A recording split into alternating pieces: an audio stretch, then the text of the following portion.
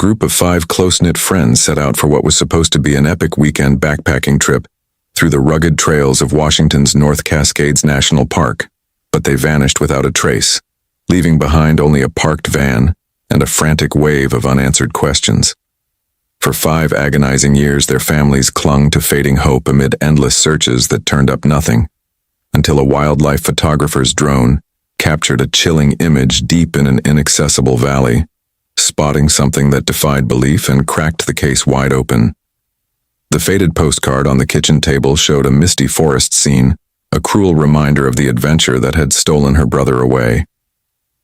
It was 7:45 p.m. on September 12, 2016, and outside the window of her Seattle apartment, the rain pattered steadily against the glass, mirroring the storm brewing in Mia Harlow's chest. Her brother Caleb promised to check in by 6 p.m. sharp after their group hike. He was the planner, the one who always texted updates with goofy selfies from the trail. But the phone stayed silent. In the world Mia and Caleb shared, a world of outdoor gear catalogs, GPS apps, and weekend escapes from city life, a late check-in wasn't unheard of. Cell service in the Cascades was spotty at best. But as the clock ticked toward 8:30 p.m., Mia's worry sharpened into fear.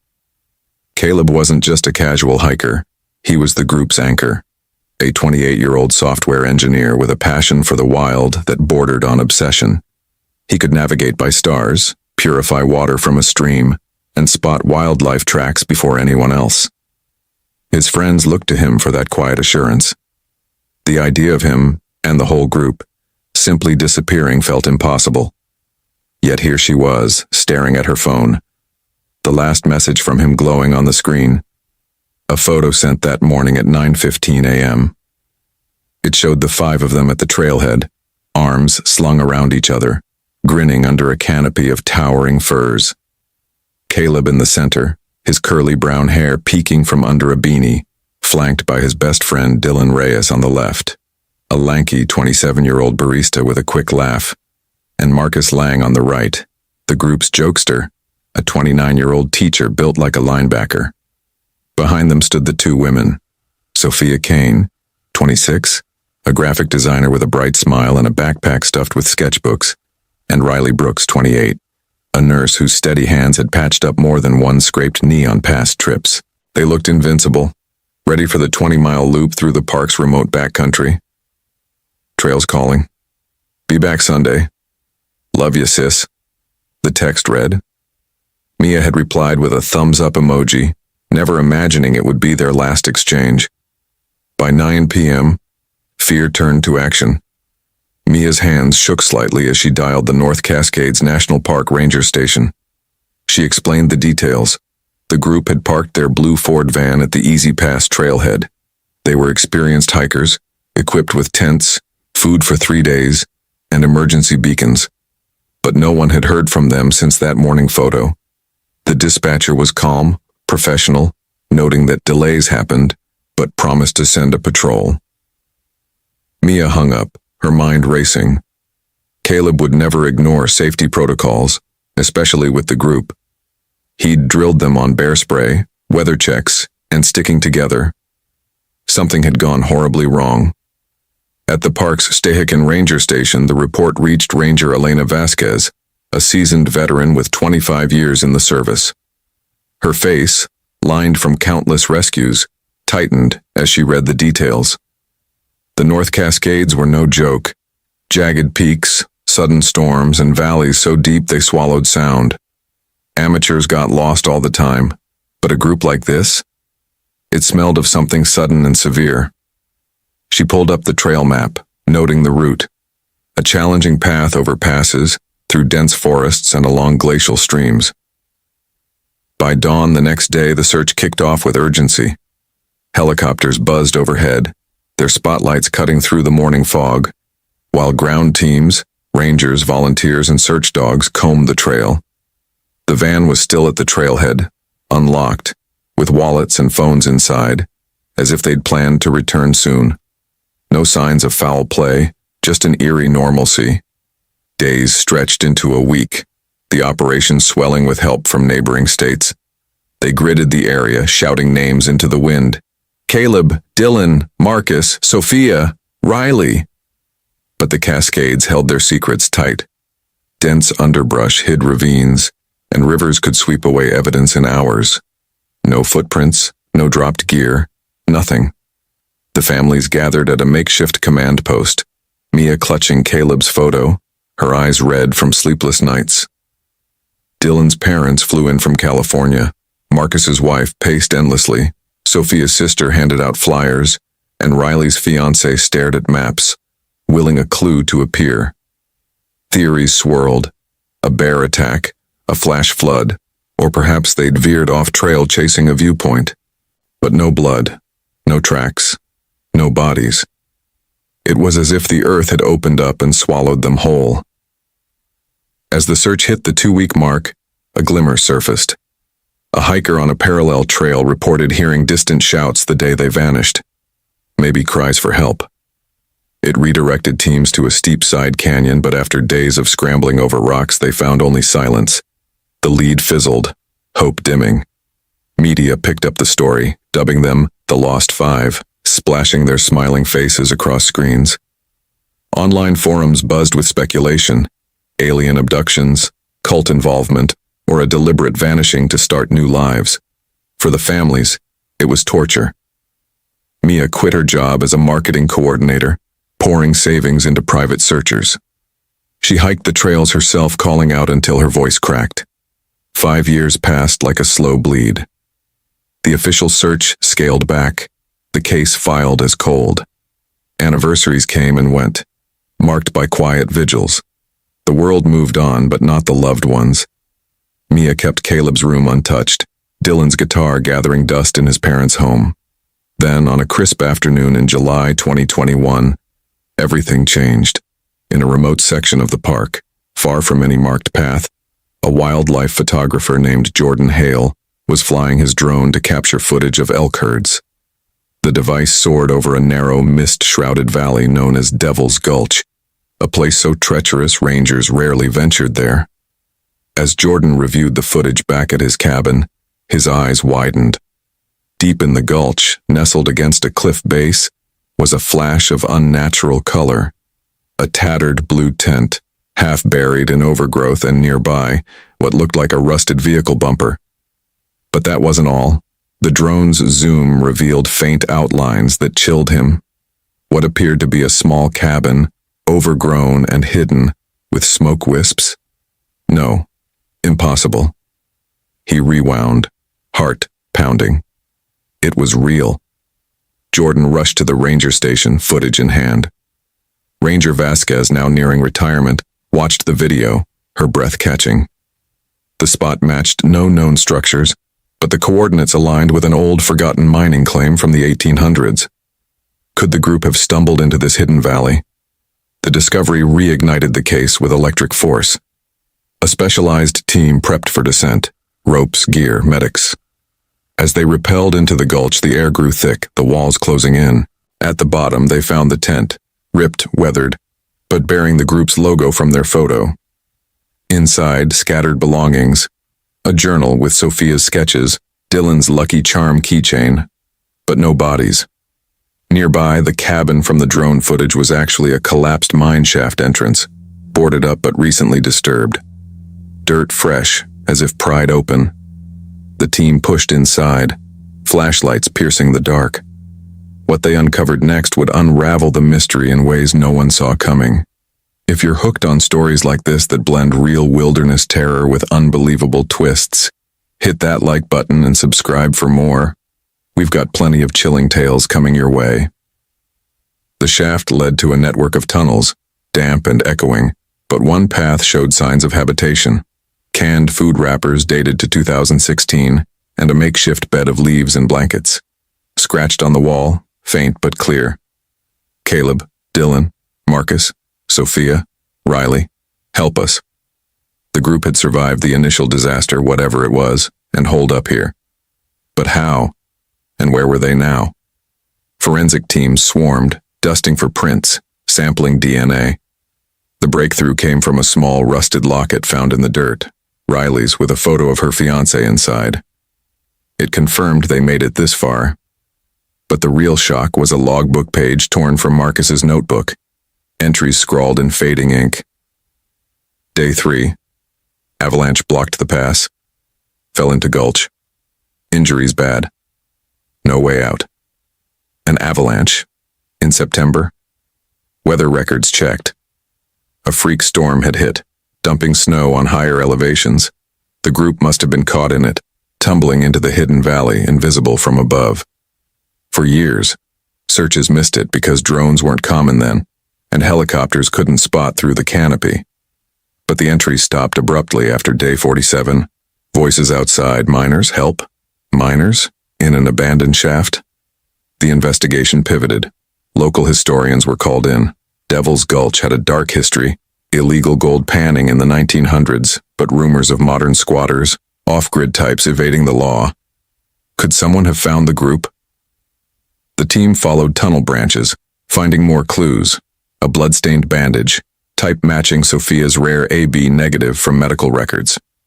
Then, deeper in, a sealed chamber with air vents. Someone had lived here long-term. Scratched dates went up to 2018.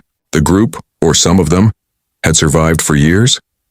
The drone spot had opened a Pandora's box. As news broke, families flooded back, Mia leading the charge. "They're alive," she whispered, clutching the locket. But the truth was more twisted. Soil samples showed human remains traces, but not 5 bodies. Only 3. Who survived and where did they go? The answer lay with those voices. A lead that would expose a hidden world beneath the Cascades. The discovery of the sealed chamber sent a jolt through the investigation, the air thick with anticipation, as Ranger Vasquez and her team pieced together the fragments of a story no one could have predicted. The 3 sets of remains, later identified through dental records as Caleb, Dylan, and Marcus, lay in shallow graves dug into the tunnel floor, their bones brittle from years underground. The sight was a gut punch, a silent testament to their struggle, but the absence of Sophia and Riley fueled a burning question. Where were the women? The logbook entries offered a haunting clue. After day 47, voices outside. Miners? Help? The writing shifted, neater, in Sophia's hand. Day 48. 2 men found us. Took SNR, said they'd get help. Caleb says no trust. The word stopped there, a desperate scribble trailing off. The men, miners or squatters, had entered the picture, and their intentions were unclear. Forensic analysis of the chamber revealed more. A makeshift barricade of rocks, suggesting the group had tried to defend themselves, and a small pile of ash from a fire, dated to late 2016 via carbon traces. They'd held out, rationing food, until the strangers arrived. The remains showed signs of malnutrition and infection. Caleb's fractured ribs hinted at a fall, Dylan's shattered ankle from the avalanche, Marcus's skull cracked, likely from a blow. They hadn't survived the encounter, but Sophia and Riley. The blood-stained bandage and their absence pointed to a different fate. The investigation turned to the voices. Ranger Vasquez dug into park records, unearthing reports of illegal activity in Devil's Gulch.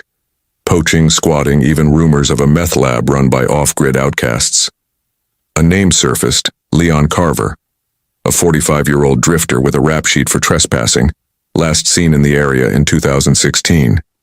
His partner, a reclusive woman named Tessa Holt, was a ghost in the system, known only from a blurry photo at a roadblock. Could they have stumbled upon the group? The theory gained traction when a retired ranger recalled spotting a campfire in the gulch that fall, unreported due to its remoteness. The team launched a new search, this time targeting signs of human presence beyond the mine. Days later, a volunteer found a rusted trapline snare, bear poaching gear, near a creek bed, its design matching Carver's known methods. The snare led to a crude lean-to, abandoned but recent, with cigarette butts stamped with a brand Carver favored. Inside, a tattered map marked a cave system north of the gulch. The pieces were falling into place. The team descended again, this time with cave experts. The cave was a labyrinth, its walls slick with moss, but a faint trail of disturbed earth guided them. Deep inside, they found it. A hidden alcove with signs of long-term habitation. A stack of canned goods, a sleeping bag, and a woman's hairbrush with blonde strands, Sophia's color, lay scattered. A journal, waterlogged but legible, bore Riley's handwriting. Day 90. They won't let us leave. Say it's safer here. L lies. T watches us. Plan to run. The entries ended in 2018, the ink smeared with what tested as tears. The women had survived, but under duress. The L and T matched Leon and Tessa. Soil samples confirmed 2 more sets of remains, 2 degraded for immediate ID, but DNA tests were rushed.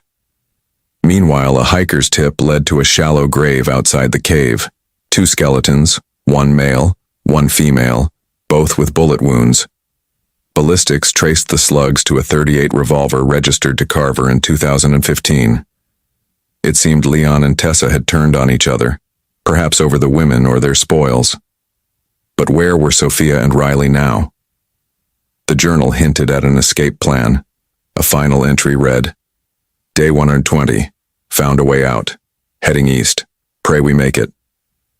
East led to a logging road, 10 miles away, used sporadically in 2018.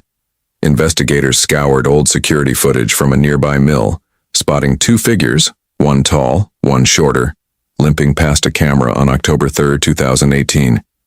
Their faces were obscured, but their gait suggested exhaustion. The timestamp matched the journal's last date. Hope surged. If they escaped, they could be alive, lost in the world. Mia pored over missing persons reports, cross-checking with Sophia's and Riley's descriptions. A lead emerged. A Jane Doe, found wandering near Spokane in 2019, mute and disoriented, now in a care facility. DNA results were pending, but Mia's heart raced. The story wasn't over. If you're gripped by this wild turn of events, hit that like button and subscribe for more. There's more to uncover in the Cascades' dark corners. The Jane Doe lead ignited a flicker of hope that spread like wildfire through Mia and the families, their exhaustion giving way to a desperate urgency as they clung to the possibility that Sophia and Riley had survived against all odds. The care facility in Spokane, a quiet place nestled amid rolling hills, held the key, and Ranger Vasquez wasted no time coordinating with local authorities. The woman, now 29 but looking older from hardship, sat in a sterile room, her eyes vacant, her dark hair streaked with gray. She responded to nothing, no name, no questions, her silence a wall built from trauma. Mia arrived with a photo of the group, her hands trembling as she held it out. The woman's gaze flickered, lingering on Sophia's face, then Riley's, before dropping to her lap. It was a start. DNA samples were taken, rushed to a lab, and 2 days later, the results confirmed it. The Jane Doe was Sophia Kane. The news hit like a thunderclap. Sophia was alive, but her condition raised more questions than answers. Medical staff reported she'd been found with frostbite scars and a broken wrist, healed poorly, suggesting months of survival in the wild after her escape. Her muteness pointed to psychological trauma, possibly witnessing the deaths of Leon and Tessa, or the loss of Riley. Mia sat by her bedside, whispering memories of their childhood hikes, hoping to break through. Slowly, Sophia's eyes softened and a single word escaped. Riley. It was enough. The search for Riley intensified, now a race against time. Investigators retraced the logging road footage, analyzing every frame. A second figure, shorter and limping, had vanished into the trees east of the mill. Park rangers and volunteers fanned out, guided by Sophia's vague mumbles of river and cabin. The North Cascades' eastern edge held a network of abandoned homesteads, relics of early settlers, and a narrow river cut through the area, a likely escape route. On the 5th day, a ranger spotted a rusted canoe half-submerged near the Skagit River, its hull scratched with initials, R.B. Riley Brooks. The find sent the team scrambling upstream, where they discovered a crumbling cabin, its roof caved in, but its interior dry. Inside, they found a stash of supplies, blankets, a hunting knife, and a diary. The handwriting was Riley's. The entries a raw chronicle of survival. Day 125. Made it to the river. Sophia hurt bad. Left her at a road. Kept going. Alone now. The last entry, dated October 10th, 2018, read, "Cold. Lost. Help me." The cabin showed signs of recent use. Footprints in the dust. A fire pit with ash still warm. Riley had pressed on, but where? A local trapper reported seeing a woman matching her description near a remote lake in 2019, disheveled and fleeing when approached. The lake, Crystal Basin, was a day's hike north, its shores dotted with caves. The team moved fast, arriving at dusk. A cave mouth hidden by overhanging pines yielded the breakthrough. A tattered backpack with Riley's nurse ID badge, and nearby, a shallow grave. The remains were fragile, but DNA confirmed it was Riley. She'd survived the escape, only to succumb to exposure or injury. The diary revealed her final days, hiding from strangers, rationing food, until her strength gave out. The families gathered at the site, tears mixing with relief and sorrow. Sophia, now under psychiatric care, began to speak more, piecing together the ordeal. After the avalanche, the group had fallen into Devil's Gulch, injured but alive. Leon and Tessa, squatting in the mine, found them, offering help that turned to captivity. The men forced the group to work, digging for gold, hauling supplies, until Caleb, Dylan, and Marcus resisted, leading to a violent clash. Leon killed them, Tessa protested, and the women seized a chance to flee during a storm. Sophia's broken wrist came from the fall. Riley carried her to safety, then pressed on alone. The twist came with a ranger's hunch. A poacher's camp raided in 2020 held a .38 revolver matching the cave bullets. Leon's gun, sold off after his death. Tessa, it seemed, had shot him in a power struggle, then died from a self-inflicted wound, leaving the women to escape. The case closed, but the emotional toll lingered. Mia visited Sophia weekly, rebuilding a bond fractured by years of silence. If this heart-wrenching journey keeps you on edge, hit that like button and subscribe for more. More tales of survival and mystery await. The closure of the case brought a bittersweet peace to Mia and the families, the North Cascades' rugged beauty now a haunting backdrop to a story of survival, betrayal, and loss that would echo for years. Sophia's recovery was slow, her voice returning in fragments as therapists worked to unravel the trauma locked in her mind. She recalled the mine's damp chill, the clink of pickaxes as Leon and Tessa forced them to dig for gold, and the night she and Riley plotted their escape during a thunderstorm that masked their footsteps. The storm had been their savior, washing away tracks, but it also separated them. Sophia collapsing near the logging road, Riley pushing toward the river. Mia sat with Sophia in the care facility, holding her hand as she whispered about Caleb's laugh, Dylan's terrible singing, and Marcus's endless jokes. Each memory was a thread stitching Sophia back to the world, though the guilt of surviving weighed heavy. She'd left Riley behind, a choice born of necessity, not abandonment, but the pain lingered. The ranger station archived the case, but Ranger Vasquez couldn't let it rest. She dug deeper into Leon and Tessa's past, uncovering a network of off-grid squatters in the Cascades.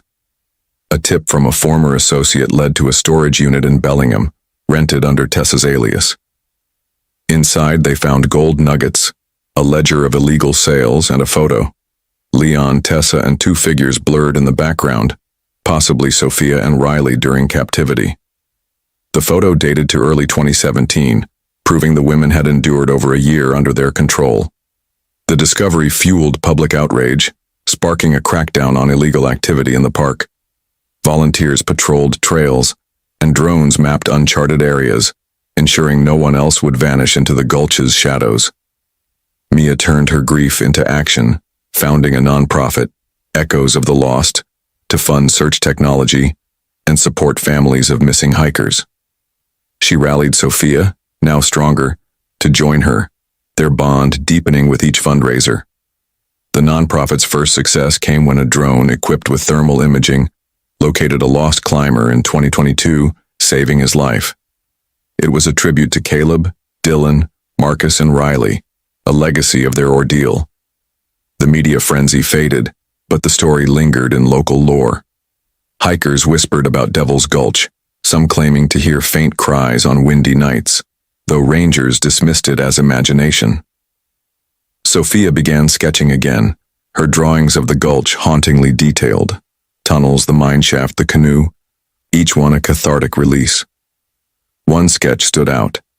A figure in the distance watching. She couldn't explain it, but it gnawed at her. Investigators revisited the cave, finding a footprint not matching the team's gear. Smaller, newer. Could someone else have been there after Riley's death? The footprint led to a blind alley, but it reopened old wounds. Was it a poacher, a curious hiker, or something more sinister? The question hung unanswered, adding a layer of unease. Mia and Sophia hiked to Crystal Basin in 2023, scattering Riley's ashes by the lake, a quiet ceremony with wildflowers. Sophia spoke her first full sentence. She saved me. It was a moment of healing, though the past never fully released its grip. The families held a memorial, unveiling a plaque near the Easy Pass trailhead. In memory of Caleb Harlow, Dylan Reyes, Marcus Lang, Sophia Kane, and Riley Brooks, lost but found in spirit. Donations poured in for echoes of the lost, funding a permanent ranger outpost in the gulch to monitor the area. Ranger Vasquez retired that year, leaving the plaque as her legacy. Sophia moved in with Mia, their apartment a haven of shared silence and laughter. She started a blog, Surviving the Gulch, sharing her story to inspire others, its readership growing with each post. The footprint mystery faded, but it kept the case alive in hushed conversations. One evening, a hiker reported a glint in the cave, possibly a locket or ring. The team planned a return, hope flickering anew. If this tale of resilience and unresolved questions pulls you in, hit that like button and subscribe for more. More mysteries from the wild await. The glint in the cave sparked a restless curiosity that refused to die, drawing Mia, Sophia, and a small team back to Crystal Basin under a gray September sky in 2024, the air crisp with the promise of autumn. The hike was grueling, the trail overgrown since their last visit, but the memory of Riley's ashes by the lake fueled their steps. Ranger Vasquez, now retired but unable to stay away, joined them, her weathered hands steady on her walking stick. The cave loomed ahead, its dark mouth a silent witness to the past.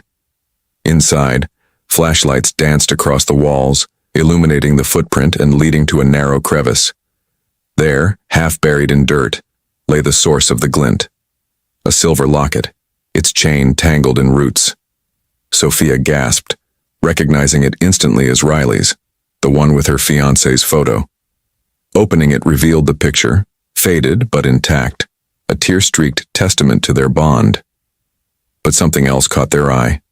A scrap of paper inside, waterlogged and brittle. Carefully unfolded, it bore Riley's handwriting.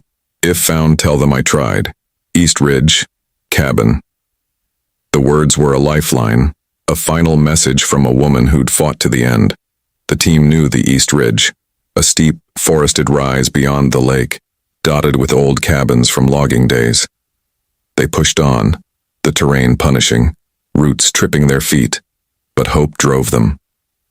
After hours, they reached a sagging cabin, its windows boarded, its roof caved on one side. Inside, the air was stale, but a faint scent of wood smoke lingered. A crude bed, a rusted stove, and a journal lay scattered. The journal, Riley's, picked up where the cave diary left off. Day 130, found this place, weak, heard voices again, hid here. Day 135, they're close, no strength left. The entries stopped, but a map sketched on the last page marked a spot half a mile east, a cave or shelter. The team followed, finding a shallow overhang with a pile of stones. Digging revealed a small cache, a water bottle, a knife, and a photo of the group, faces scratched out except Riley's. Nearby, more remains, hers, confirmed by DNA, lay curled as if asleep, her final resting place. She'd hidden, evading pursuit until exhaustion claimed her. The voices haunted the team, Who had tracked her? The poacher camp raid in 2020 yielded no new leads, but a hiker's report from 2019 surfaced. A man with a limp, carrying a rifle seen near the ridge. Could it have been a survivor of Leon and Tessa's network, scavenging the area? The locket and map suggested Riley feared recapture, her scratches a plea for safety. The discovery closed her chapter but opened others. Mia and Sophia held a private ceremony, placing the locket with Riley's ashes, vowing to protect her memory. Echoes of the lost expanded, funding a memorial trail through the gulch, its signs warning of hidden dangers. Hikers donated stories of rescues, the nonprofit's impact growing. Sophia's blog hit 1 million views, her sketches of the cabin and cave inspiring a documentary pitch. The footprint mystery lingered, a whisper of unresolved danger. In 2025, a ranger found a spent .38 shell near the overhang, matching the cave bullets, suggesting the pursuer had lingered. The case file grew, but no suspect emerged. Perhaps a ghost of the gulch, lost to time. Mia and Sophia thrived, their bond a testament to survival. Mia's nonprofit saved 12 lives in its first year, while Sophia's art gallery opening drew crowds, her paintings of the Cascades a mix of beauty and shadow. The plaque at Easy Pass gained flowers weekly, a pilgrimage site. One evening, a letter arrived, anonymous, postmarked Spokane, containing a clipping of Riley's photo, unmarked. It read, "She was brave. I saw." No signature, no clues. Was it a witness, a guilty party, or a kind stranger? The team debated, but the sender vanished. The North Cascades held its secrets, a wild heart beating with stories. Mia smiled, knowing Riley's fight lived on. If this journey through survival and mystery captivates you, hit that like button and subscribe for more. More tales from the wild's edge await.